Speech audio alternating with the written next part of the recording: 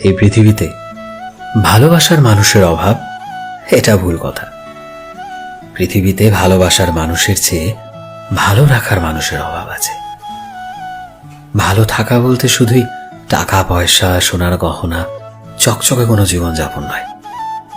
ভালো থাকা বলতে আমি বুঝি একটা মানুষ আর একটা মানুষকে বুঝতে পারা, তার দুটো কথা মন দিয়ে শোনার মতো মানসিকতা, তার সঙ্গীর ছোট ছোট কাজগুলোকে গুরুত্ব দেওয়া। আজকাল মানুষ ভালোবেসে দামি ঘড়ি দিলেও সময় দেয় না, ভালো রেস্টুরেন্টে খেলেও খুব আদুরে করে কপালে একটা চুমু খায় না। ওটা লেম কাজ মনে করে, এটা লেম নয়।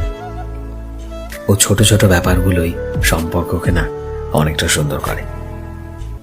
পৃথিবীর কোনো মানুষই নিখুঁত নয়। ভালোবাসি মানে তোমার গালের লালচে ব্রণকেও আমি ভালোবাসি। ভালোবাসি মানে তোমার ছোটখাটো ভুল, তোমার চঞ্চলতা, তোমার রাগ, অভিমান, সবকিছুকে আমি ভালোবাসি। সোনার পালঙ্কে বসে ফেসবুকে 2-4 লাইন ভালোবাসার কথা লেখাটা অনেক সহজ।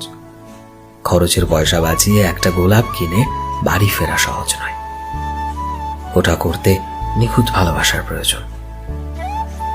এই ধুলোর পৃথিবীতে যত সম্পর্ক ভেঙেছে কাচের গ্লাসের মতো, তার অর্ধেক কারণ ছিল যত্নহীনতা। আমি তোমাকে ভালোবাসি বলেই তুমি সুন্দর, আর তোমাকে যত্ন করলে তোমার আশেপাশও সুন্দর হয়ে ওঠে। পুরুষের যত্নে প্রেম থাকলে নারীর পৃথিবী স্বর্গ হয়ে ওঠে, আর একজন নারীর সৌন্দর্য মূলত তার পুরুষের যত্নের সময়। হ্যাঁ, তাই যদি তুমি কাউকে মন থেকে ভালোবাসো, তবে তার ছোটখাটো জিনিসগুলোকে ভালোবাসো, তার ছোটখাটো ভুলভ্রান্তি, তার ছোটখাটো ঝগড়া, তার অভিমান, তার রাগ, তার সবকিছু।